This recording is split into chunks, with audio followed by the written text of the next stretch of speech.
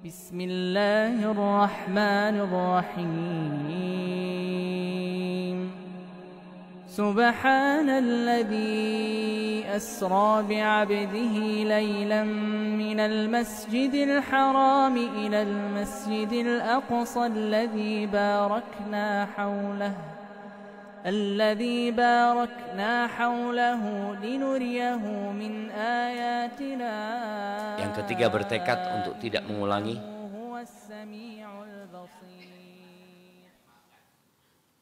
Yang berhubungan dengan manusia atau dikembalikan. Minta diikhlaskan doang, balikan gitu kan. Barakallahu fikum. Kasihkan dulu dia.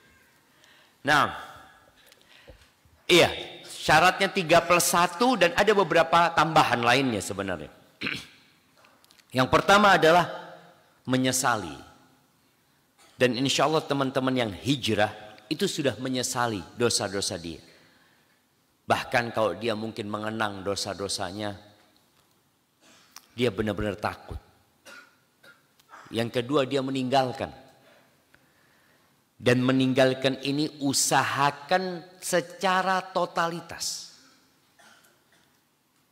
Karena ada sebagian mereka yang meninggalkan dosa, tapi alat-alat untuk berbuat dosanya masih di rumah. Contoh, dia mungkin pemusik. Tetap gitar-gitarnya ditaruh di rumah sama dia. Dia udah gak main lagi. Dan dia benar-benar meninggalkan sebenarnya. Yang seperti ini boleh jadi membuat dia tertarik untuk kembali. Dia lihat, ada kawan yang cerita. Anu udah tobat, Ustaz. Ana taruh gitar, Ustaz. Karena ya buat kenang-kenangan lah. Kok kenang-kenangannya dosa gitu. Ketika suatu saat dia lagi futur, dia ngomong, ana ambil lagi. Dia main lagi. Maka tadi menyesali, meninggalkan. Yang ketiga, bertekad untuk tidak mengulangi.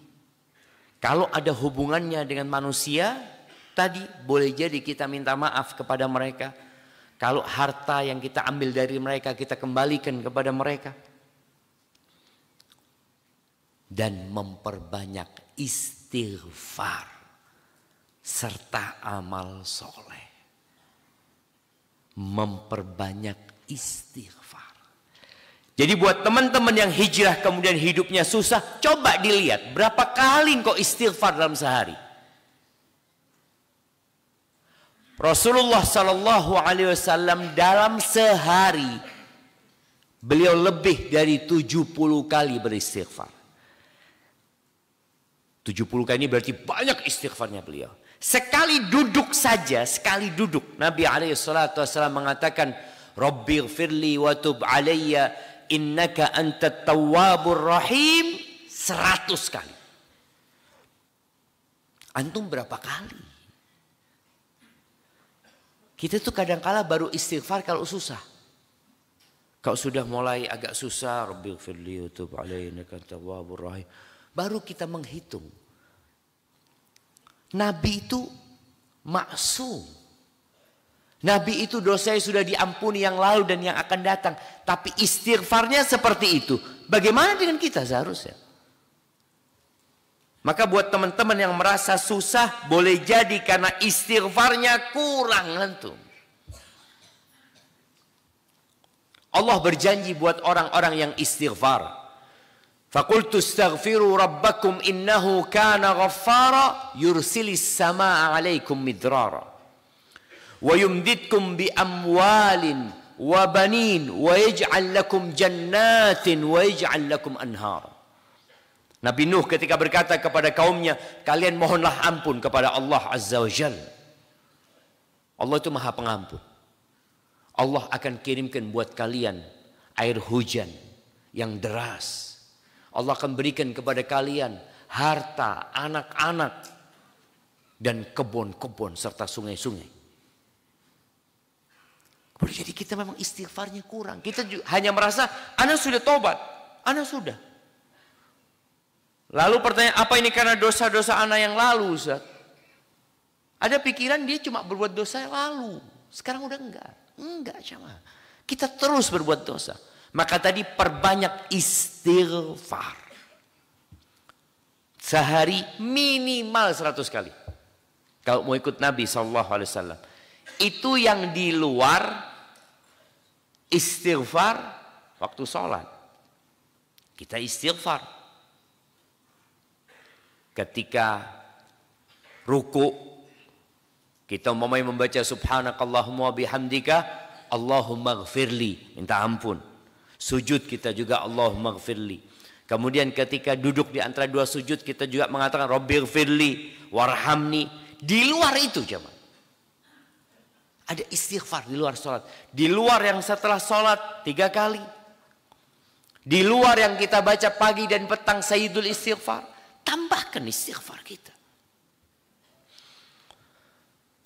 Ketika seorang hijrah, janjinya Allah itu asa rabbukum ayyukaffira ankum sayyiatikum. Semoga Allah mengampuni dosa-dosa dan kesalahan, menghapuskan kesalahan-kesalahan kalian. Wa yudkhilkum jannatin tajri min tahtihal anhar. Dan memasukkan kalian ke surga-surga yang mengalir di bawahnya sungai-sungai. Jadi boleh jadi pahala tobat antum, pahala istighfar antum yang tadi kita bacakan ayatnya, itu nggak di dunia. Sebagaimana kita tahu banyak nabi yang hidupnya susah. Rumahnya tidak indah. Ekonominya nggak seperti yang diharapkan. Tapi Allah tidak pernah ingkar janji. Jadi memang orang itu harus berbaik sangka kepada Allah Azza wa Jalla. Ahibati fillah. Boleh jadi masalah yang semakin banyak setelah antum hijrah. Itu untuk menguji keseriusan antum hijrah.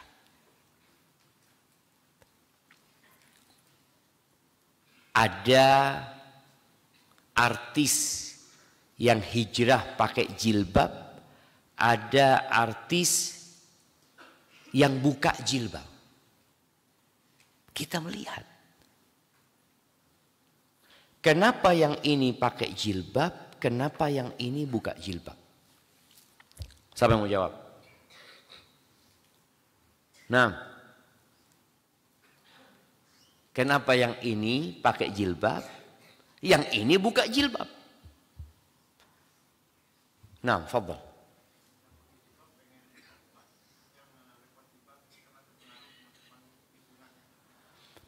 Yang pakai jilbab karena bertobat, yang lepas jilbab karena pengaruh teman-temannya, bukan karena kondisinya sulit. Boleh jadi. Nah, oke, kita kasih hadiah nggak apa-apa yang besar juga jemaah. Ahibati fillah, innamal a'malu binniyat. Apakah semua orang yang pakai jilbab itu karena Allah Azza wa Jalla? Belum tentu. Ada yang pakai jilbab karena memang lagi tren pakai jilbab, lagi tren.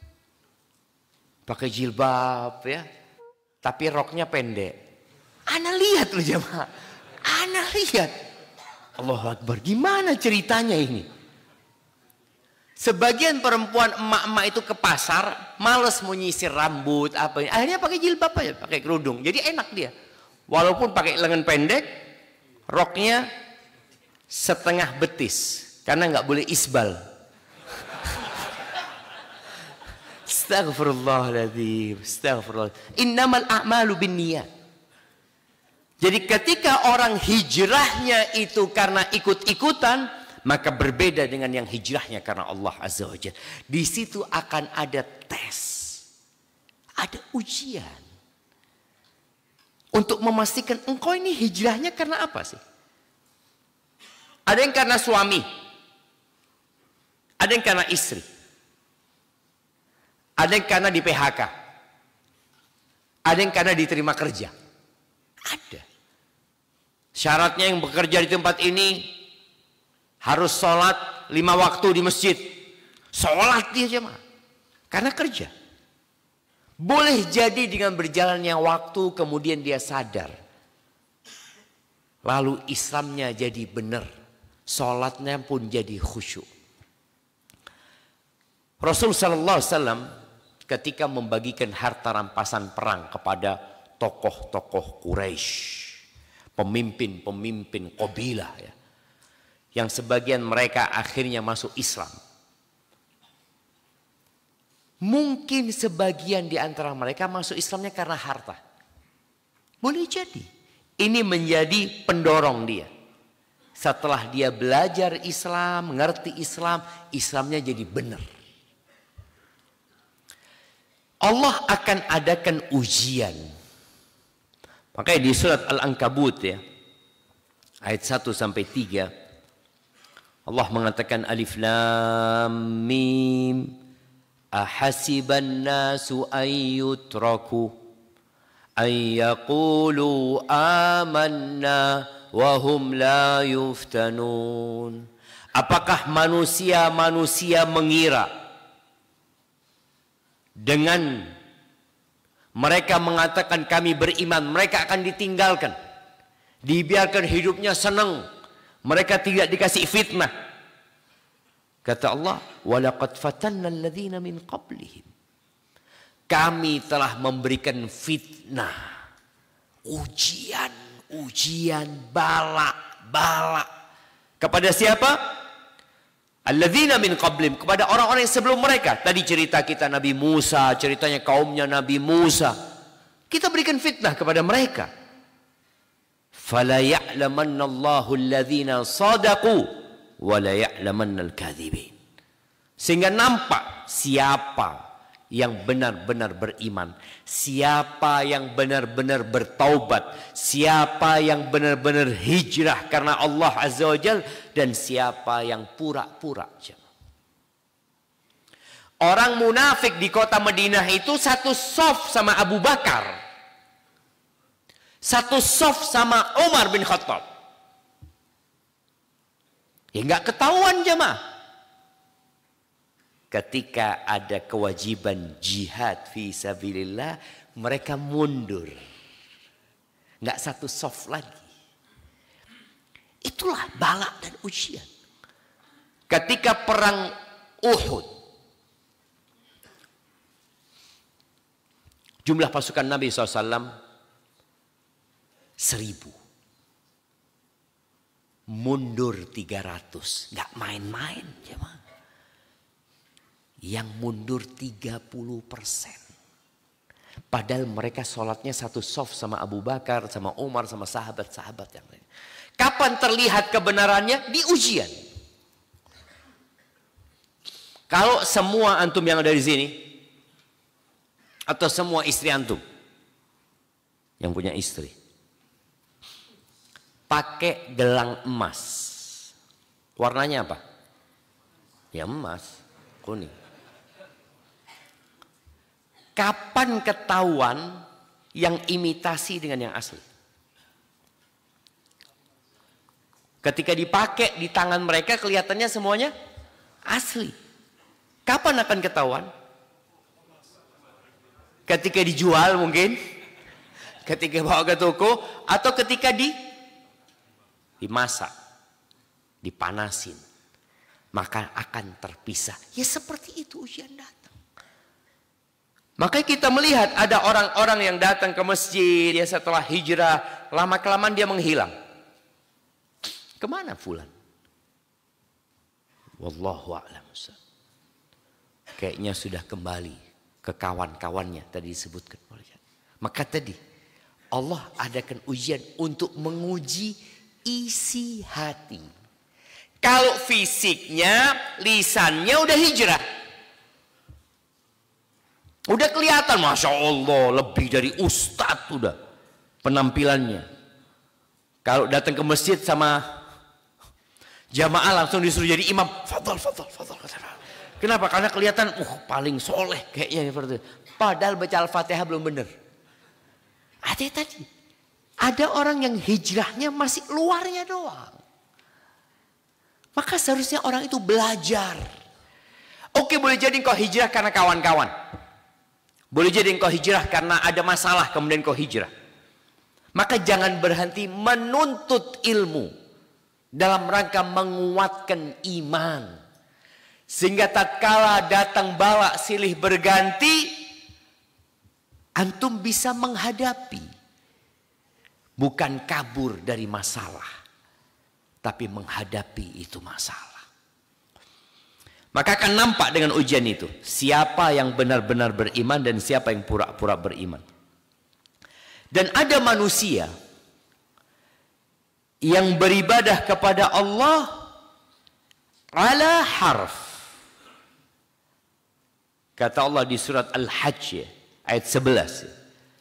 Di surat Al-Hajj ayat 11 Allah mengatakan wa minan nas may ya'budullaha ala harf. Ada di antara manusia yang menyembah Allah itu di pinggiran.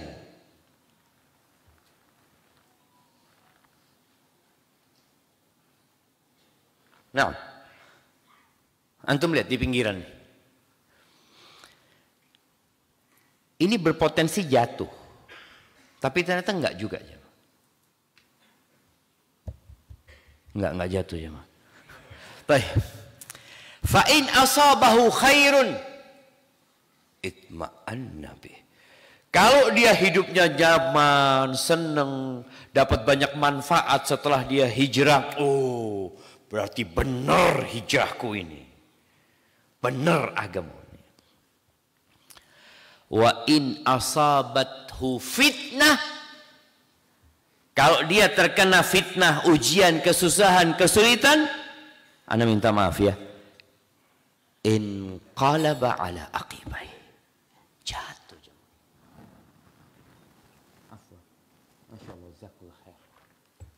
Seperti itu. Dia enggak, kalau di sini mau digoyang dia apa, jatuhnya ke sini balik lagi, jatuhnya ke sini balik lagi. Tapi kalau di pinggiran ya udah.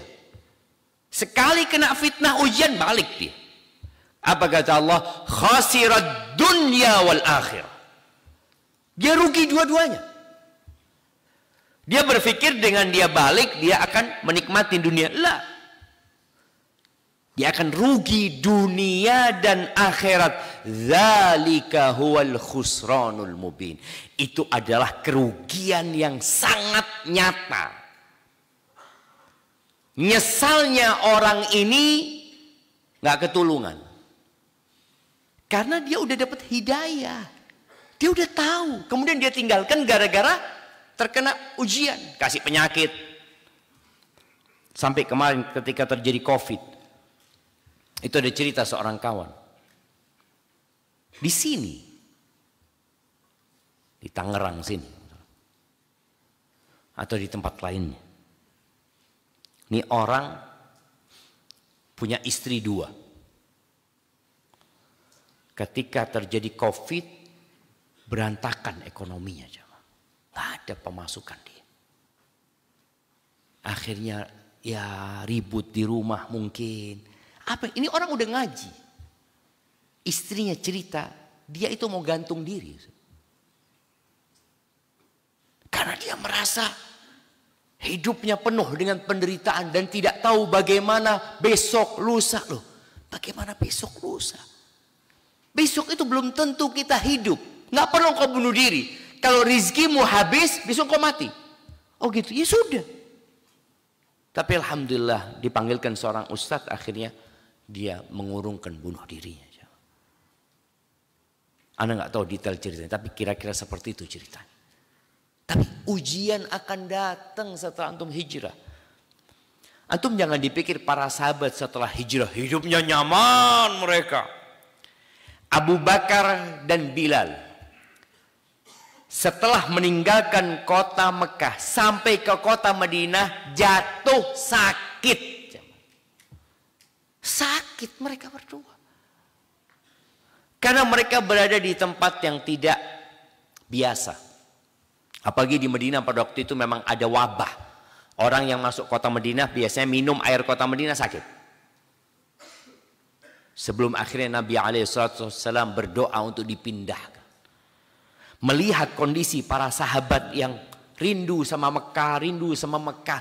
Karena mereka berada di tempat orang lain, jamaah. Numpang gitu loh mereka, jamaah. Penghasilannya tentunya nggak seperti ketika mereka kerja di Mekah. Apalagi kota Madinah bukan kota perdagangan, ya, kota perkebunan. Bangsa Quraisy, mereka pedagang-pedagang. Sulit mereka hidup di kota Madinah. Tapi itu ujiannya. Akhirnya Nabi SAW berdoa, Allahumma habbib ilayna al-Madinah kahubbina li Makkah au asyad. Ya Allah, cintakan kepada kami kota Madinah sebagaimana kecintaan kami kepada kota Mekah atau lebih dahsyat lagi. Diuji, jangan. Sampai kota Madinah, mereka hidupnya sulit secara ekonomi. Hampir 80 sahabat tidur di masjid. Jadi nol, jamaah. Benar-benar nol. Sebagian kita hijrah nggak nol. Jadi dia hijrah masih punya ini, masih punya rumah, masih punya motor, masih punya istri, masih ada. Nih sahabat sampai kota Madinah nol. Tapi mereka tidak berhenti untuk bersabar. Berapa tahun sabarnya para sahabat Nabi? Tahun kedua terjadi perang Badar. Tahun ketiga terjadi perang Uhud. Tahun keempat ada Ghazwatul Muraisi', ya. Ada Bani Nadir. Kemudian tahun kelima terjadi perang Ahzab. Perang Ahzab ini Allah ceritakan di surat Al-Ahzab benar-benar sangat menegangkan. Bagaimana Allah ceritakan di surat Al-Ahzab, ya, di ayat 10 dan 11, idh ja'ukum min fawqikum, ketika mereka datang dari atas kalian, wa min asfala minkum, datang dari atas, datang dari bawah, wa idh zaghatil absar wa balaghatil qulubul hanajir. Mata para sahabat ini sudah terbelalak, bingungan, jamaah. Dan jantung yang letaknya di sini Allah gambarkan sudah sampai ke kerongkongan, jamaah. Menakutkan sekali. Padahal sudah 5 tahun hijrah. Mungkin orang berpikir setelah 5 tahun ya seharusnya sudah mulai nyaman, enggak, ditambahin ujian. Wa tadhunnuna billahi dhununa. Kalian berprasangka yang macam-macam kepada Allah Azza wa Jalla. Ada prasangka, kok gimana kita katanya benar, tapi kok kita terus dikasih ujian. Kita udah hijrah, kita katanya akan dikasih kemenangan, tapi kok terus diserang. Belum selesai gitu loh. Apa kata Allah? Hunalika betuliyal mu'minun wa zulzilu zilzalan syadida. Di sanalah orang-orang beriman dikasih bala, diuji dan digoyahkan, diguncangkan hati mereka dengan guncangan yang syadida, yang dahsyat sekali. Benar-benar untuk membuktikan engkau beriman atau engkau pura-pura beriman. Karena ada orang beriman yang dicari dunia, hijrah yang dicari dunia. Lu dunia ini akan kau tinggalkan. Subhanallah, ya. Adapun orang-orang yang beriman, yang benar keimanannya, di ayat 22 dari surat Al-Ahzab ini Allah mengatakan, walamma ra'al mu'minuna al-ahzab, ketika orang-orang beriman melihat ada 10.000 pasukan sekutu sampai kota Madinah. 10.000. di saat musim dingin. Tidak ada buah di kota Madinah. Mereka biasa makan kurma. Tapi pada saat itu hampir nggak ada sudah. Kurma itu panennya di musim panas. Di musim dingin itu ya mereka mungkin ada usaha lainnya. Mereka dalam kondisi lapar, ketakutan. Tapi orang-orang beriman ketika melihat itu, apa kata mereka? Hadza ma wa'adana Allahu wa rasuluh. Ini yang dijanjikan sama Allah dan Rasulnya. Ini yang dijanjikan. Janji apa? Wa sadaqallahu wa rasuluh. Benar yang dijanjikan Allah dan Rasulnya. Wa ma zadahum illa imanan wa taslima. Nih bedanya. Dan fitnah, ujian, bala yang datang tidak menambahkan kepada mereka kecuali iman dan keislaman mereka. Mereka tambah berserah diri sama Allah Azza wa Jalla. Mereka tahu bahwa diri mereka adalah hamba-hamba Allah yang tidak memiliki sesuatu pun di muka bumi. Seharusnya memang ketika antum setelah hijrah, bala itu datang silih berganti, bertambah keimanan antum. Ini yang dijanjikan oleh Allah dan Rasulnya. Janjinya ada di surat Al-Baqarah ayat 214. Allah mengatakan, am hasibtum an tadkhulul jannah. Apakah kalian mengira kalian akan masuk surga?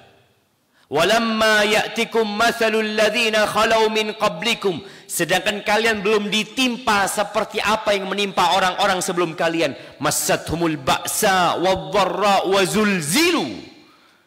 Mereka ditimpa penyakit, kesulitan ekonomi, diserang oleh musuh, diguncangkan keimanan mereka dengan ujian-ujian. Sampai mereka mengatakan hatta yaqular rasul walladzina amanu ma'ahu mata nasrullah. Mereka bertanya, kapan pertolongan Allah? Ala inna nasrallahi qarib. Sesungguhnya pertolongan Allah itu qarib, dekat. Jadi kalau antum kondisinya sekarang, anak sulit sekarang Ustaz, anak ini belum selesai kena masalah ini lagi, ini belum selesai kena masalah ini. Antum yakin nggak pertolongan Allah dekat? Atau antum akan mundur?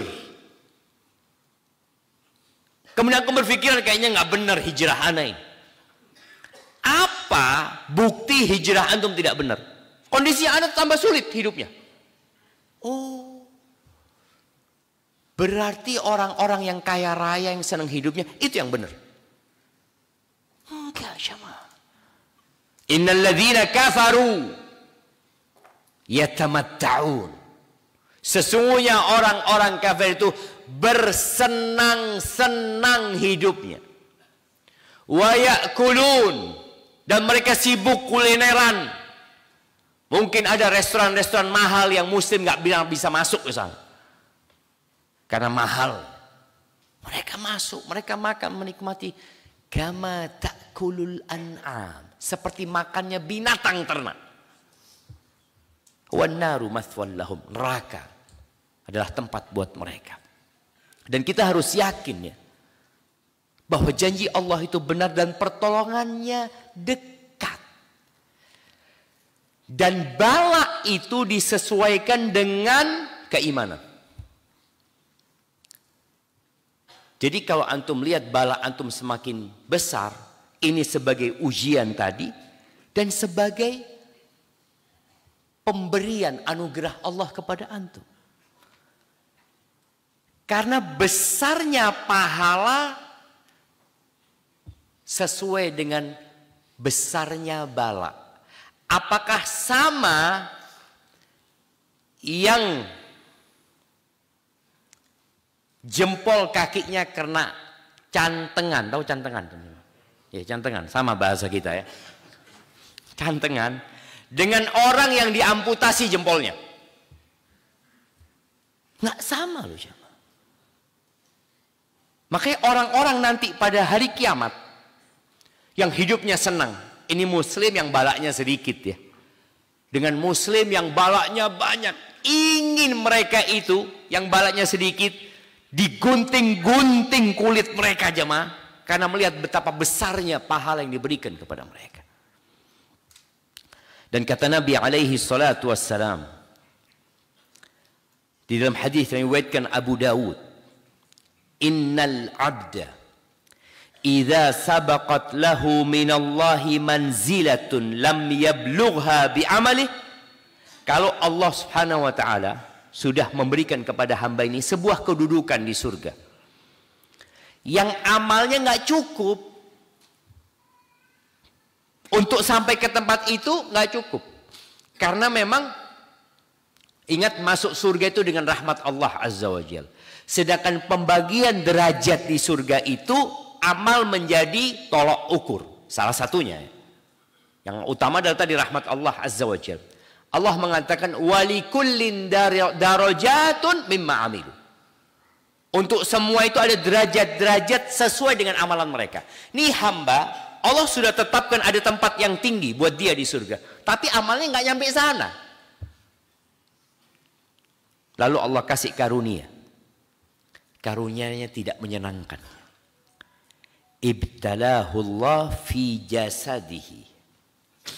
Au fi malihi. Au fi waladihi. Allah akan kasih balak dia di tubuhnya. Sakit.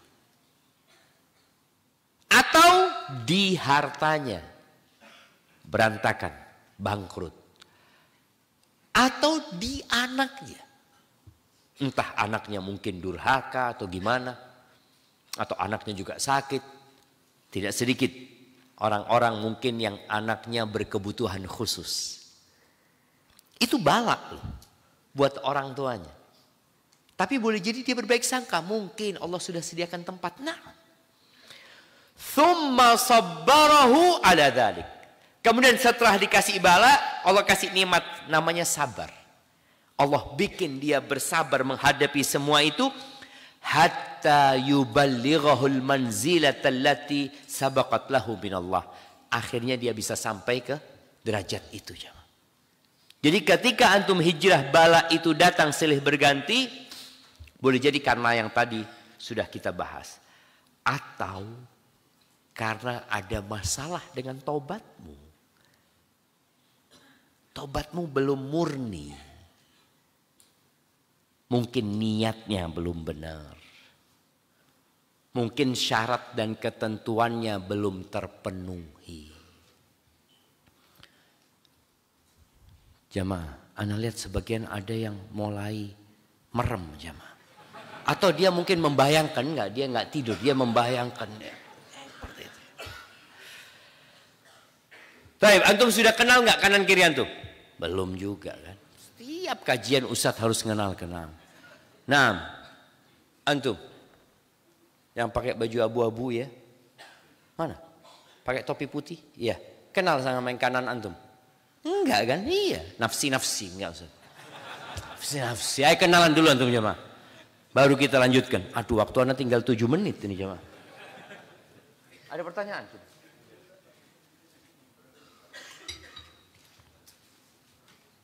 Loh, antum udah kenalan belum? Masih bengong gitu ya. Astaghfirullahaladzim. Nah, tafadhol jemaah, antum salaman, dosa-dosa antum berguguran. Ini masalahnya. Hijrah tapi nggak ngamalin ilmunya.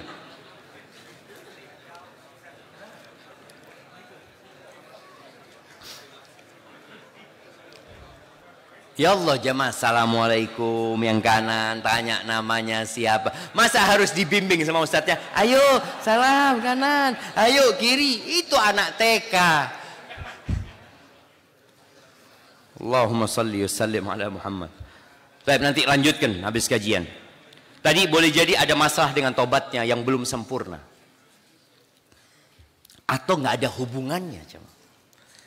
Boleh jadi ada sebab lain yang antum perlu cari tahu. Maka dalam menghadapi hal tersebut, antum perlu merenungkan, mengevaluasi diri antum. Apa penyebabnya? Kalau memang ada sebab yang dari diri antum, ya antum harus selesaikan masalahnya. Kemudian bersabarlah, karena sabar itu indah. Tapi kalau antum membandingkan hidup antum dengan orang lain, antum akan menderita. Lihatlah kepada surga sebagai tempat terakhir buat orang-orang yang sabar. Lalu perbanyak doa.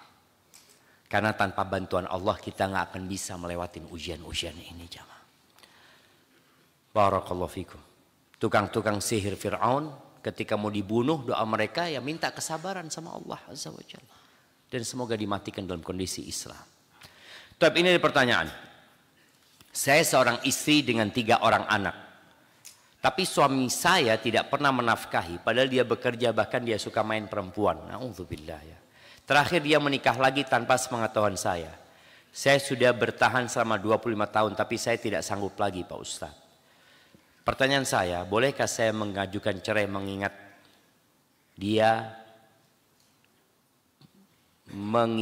dia nggak mau pisah? Demikian Pak Ustadz. Terima kasih. Wassalamualaikum WRWB. Warahmatullahi wabarakatuh. Dilengkapin ya. Taib. Iya. Jadi buat yang bertanya, apa yang sudah engkau lakukan selama 25 tahun? Karena ada orang yang mempertahankan pernikahan tapi tidak memperbaiki. Bukan suaminya tambah baik, tapi suaminya tambah jadi. Ketika seorang ingin mempertahankan pernikahannya, sudah melihat gelagat suaminya, tadi suaminya tidak memberikan nafkah, ini sudah masalah jamaah. Karena suami itu jadi pemimpin disebabkan dia memberikan nafkah. Ketika dia tidak memberikan nafkah, itu dosa. Kecuali sang istri meridhokan. Jadi nggak dosa, dimaafkan sama istri, karena ini haknya istri. Coba engkau perbaiki dirimu sekarang, 25 tahun. Kenapa engkau bertahan sama dia? Tanpa memperbaiki. Atau enggak, Anda sudah memperbaiki. Usaha Anda rasa sudah cukup. Anda sudah berusaha ya mengajak dia untuk datang kajian. Ngajak dia baca Quran bareng ya. Kadangkala Anda memberikan khidmat yang lebih kepada suami. Terkadang ada suami yang tidak memberikan nafkah. Istrinya ya dia enggak harus melayani suaminya. Dalam kondisi seperti ini. Tapi kalau dia ingin memperbaiki suaminya, layani suaminya dengan maksimal. Kalau pertanyaan, bolehkah pisah? Boleh. Siapa? Boleh. Dan ada alasan yang syar'i ketika dia minta pisah. Perkara dia nggak mau pisah, maka di sini ada pengadilan agama di mana dia bisa menggugat cerai di sana. Tapi kalau mau dipertahankan, coba dipertahankan. Dengan syarat suami boleh jadi tadi meninggalkan dosa-dosa dia. Anda nggak tahu suaminya sholat apa tidak. Biasanya kalau sudah nggak sholat dosanya ya macam-macam sudah siapa. Tapi kalau suaminya masih sholat dan engkau ingin mempertahankan, silahkan. Ada perbaikan. Boleh jadi dengan mediasi nantinya. Barakallahu fikum. Mau tanya Pak Ustadz tentang riba melilit hutang saya. Saya bingung. Antum bingung. Ana juga bingung. Kalau antum utangnya ini sebelum hijrah atau sesudah hijrah.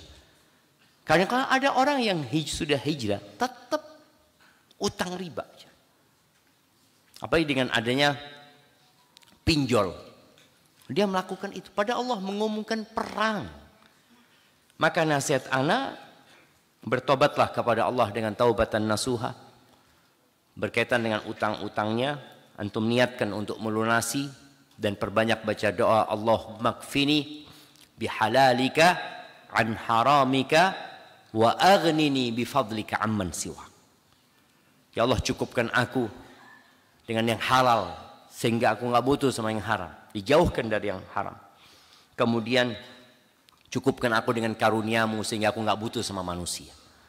Minta sama Allah Azza wa Jalla, perbanyak istighfar, perbanyak beneran, jangan duduk baca istighfar. Ya terus sambil terus bekerja. Insya Allah Allah kasih solusi.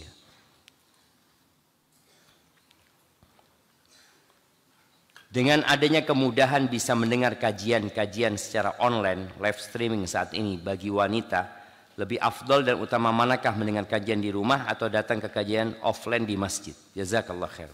Tergantung kondisinya, jemaah. Ketika perempuan ini ada banyak tugas yang harus dia selesaikan di rumahnya, sehingga kalau dia keluar akan berantakan tugas-tugas dia, maka di rumah aja. Tapi yang serius. Di rumah serius ya, duduk benerin, kayak datang ke majelis sudah. Pakai abayahnya ini itu. Tapi kalau dengerin kajian di rumah pakai daster, 5 menit merem ya. Jadi yang serius taruh ya duduk. Karena kan ada perbedaan biasanya di rumah dengan di masjid. Oke, perempuan kan nggak diperintahkan untuk sholat berjamaah di masjid. Artinya ketika dia di rumah dia bisa serius, semoga itu lebih utama buat dia. Tapi kalau nggak bisa Ustaz. Anak kalau di rumah ya udahlah, ngelihat kasur ya sambil tiduran, Ustaznya kan nggak kelihatan. Sambil masak, sambil ini itu, dan bahaya kadang-kala jamaah.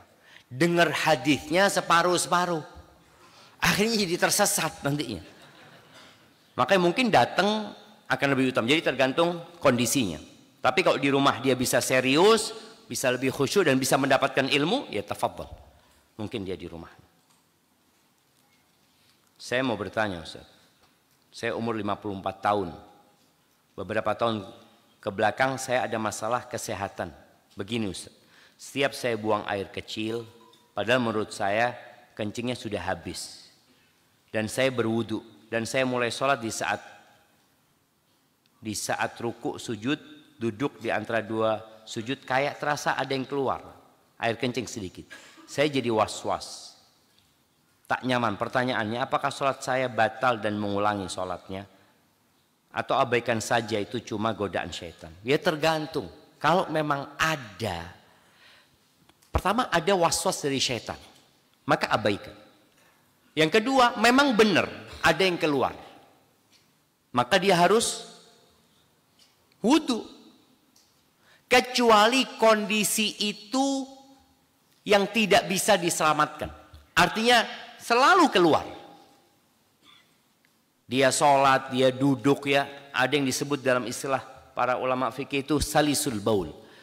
Jadi air kencing itu keluar nggak berasa sudah jamaah. Keluar. Atau dia berasa tapi nggak bisa berhenti. Anak kalau ambil wudhu saat sholat lagi ya keluar lagi. Sholat lagi ya keluar lagi. Anak duduk, pokoknya kalau melakukan gerakan, tapi kalau duduk aja nggak keluar gitu. Tapi melakukan gerakan, maka di sini dia akan jadi ma'fu. Tapi sebelumnya tolong dipastikan. Apakah memang itu hal yang selalu sehingga tidak bisa dihindarin atau masih bisa dihindari. Kalau hanya was-was ya katakan a'udzubillah minasyaitonirrajim. Ada sahabat yang mengeluh kepada Nabi SAW, dia bunyi perutnya itu jemaah. Oh dia was-was itu keluar atau tidak ya. Maka kata Nabi SAW, engkau jangan berhenti sholat kecuali engkau mencium bau atau mendengar suara. Kalau memang benar-benar keluar ya mencium ya keluar gitu loh, harus wudhu lagi gitu. Hadza wallahu a'lam bishawab. Terkait konsep pahala, apakah orang yang memiliki pahala banyak berkorelasi dengan ketenangan hatinya? Boleh jadi. Karena Allah Azza wa Jalla mengatakan alladzina amanu wa lam yalbisu imanahum bidzulmin ulaika lahumul amnu wa hum muhtadun. Kata Allah, orang-orang yang beriman dan tidak mencampur adukkan keimanannya dengan kezaliman, maka mereka adalah orang-orang yang akan mendapatkan ketenangan, keamanan. Para mufassirin menyebutkan sesuai dengan kuatnya imannya, bersihnya dari kezaliman, maka sesuai dengan itu pula ketenangan dan kedamaian yang akan didapat. Artinya ketika antum ada dosa, ketenangan itu berkurang. Dosanya besar, semakin hilang ketenangan. Karena Nabi SAW ketika beliau ditanya tentang dosa, kata beliau, mahaka fi nafsika wa taraddada fi sadrika wa karihta an yattali alaihi nas. Dosa itu sesuatu yang gak enak di hati, di dadamu, membuat dadamu jadi sempit, dan kau gak ingin orang lain tahu. Ya udah, gak ada keamanan buat dia. Maka orang kalau gak berbuat dosa, dia pegang HP, mau dilihat siapapun gak ada masalah, tenang dia. Tapi kalau dia lagi nonton dosa, apa yang terjadi dengan hatinya? Takut dia. Ada CCTV di sana terjadi. Jadi ada kekhawatiran. Maka sesuai dengan tadi, bagaimana keimanan antum? Kalau semakin jauh dari dosa, semakin tenang. Tapi kita memang pelaku dosa, jemaah. Kita tetap akan berbuat dosa. Oleh karena itu, caranya terus beristighfar. Setiap kali ada nokta hitam, istighfar minta ampun, bersih. Nanti ada lagi, istighfar lagi. Terus seperti itu, jemaah. Dan setelah bersih, baju itu kalau sudah bersih diapakan? Dikasih pewangi. Maka setelah bersih, perbanyak zikrullah. Baca subhanallah walhamdulillah wa la ilaha illallah Allahu akbar. Maka sebagian ulama ditanya, lebih utama mana? Bertasbih atau beristighfar? Maka jawabannya, kalau baju itu kotor dicuci, istighfar. Tapi kalau baju itu sudah bersih, ya dikasih pewangi. Tapi gimana baju kita nggak pernah